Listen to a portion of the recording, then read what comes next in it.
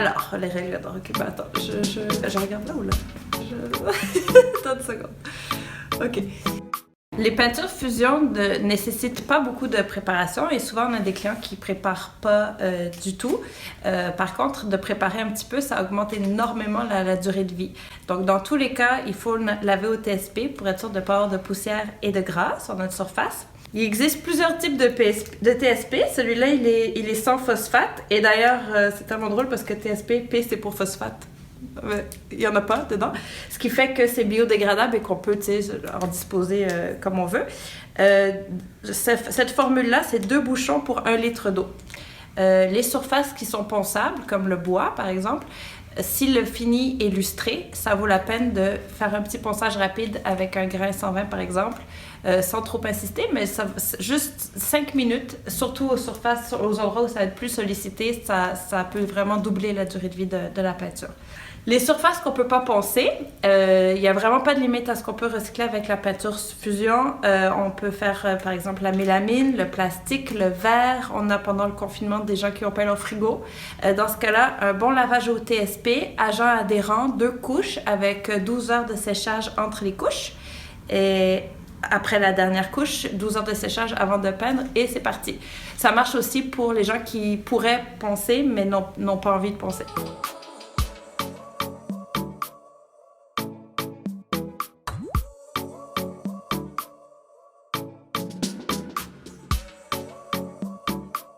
Troisième règle d'or, le pinceau. Donc la peinture fusion, elle s'applique au pinceau. C'est vraiment le meilleur outil pour l'appliquer.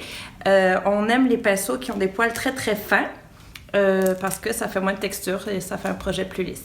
On a des clients qui aiment le rouleau. Il y a d'autres aussi détaillants, je sais, qui utilisent le rouleau. Moi, personnellement, j'aime moins parce que je préfère voir des petites lignes que voir des micro-bulles. Je sais qu'elles sont microscopiques, mais moi, personnellement, je préfère le pinceau. Une autre règle d'or pour avoir un beau résultat lisse, c'est de pas mettre trop de peinture, de faire des couches vraiment fines. De toute façon, la plupart des couleurs, c'est 2 couches qu'on fait. Donc, il n'y a pas de gain de temps.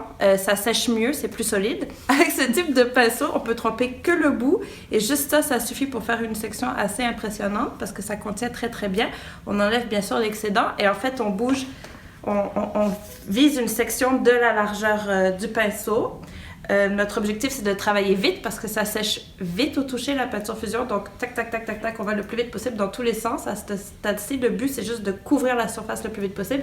Et après, on effleure d'un geste, on lisse à 45 degrés en ayant conscience que si, par exemple, notre meuble finit là, ça va faire un petit bourrelet. Donc, on lisse avec notre doigt. Et c'est tigidou!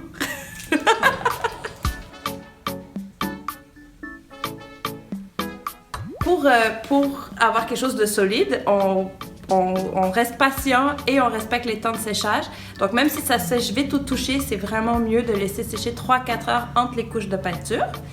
Et après ça, on laisse sécher au moins 12 heures avant de mettre une finition, que ce soit cire, huile ou vernis. La peinture fusion, comme particularité, elle a une petite finition intégrée à l'intérieur, ce qui fait qu'on peut la nettoyer avec de l'eau savonneuse, un petit savon doux, mais pour certains types de projets ou certains types d'environnement, comme les gens qui ont des jeunes enfants, par exemple, ça suffit pas toujours. Donc, il existe 3 façons d'apporter une protection supplémentaire. Ma préférée, moi, c'est l'huile. Donc, l'huile, on applique une seule couche. C'est très rapide. Ça prend 9 heures à sécher.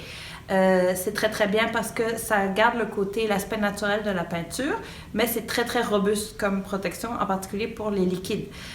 Par contre, ça fonctionne seulement, on ne peut pas mettre ça sur du blanc ou des couleurs pâles, ça fonctionne pour les couleurs moyennes à foncées. L'autre protection, c'est le vernis classique là, de fusion qui est à base d'eau et qui est non jaunissant.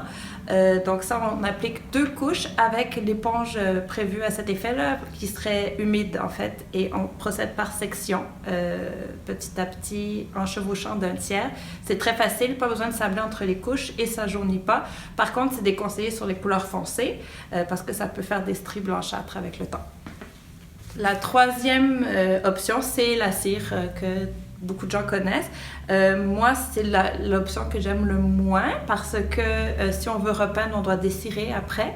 Et aussi, c'est un peu moins solide. Ça nécessite beaucoup d'entretien. Il faut en remettre assez régulièrement.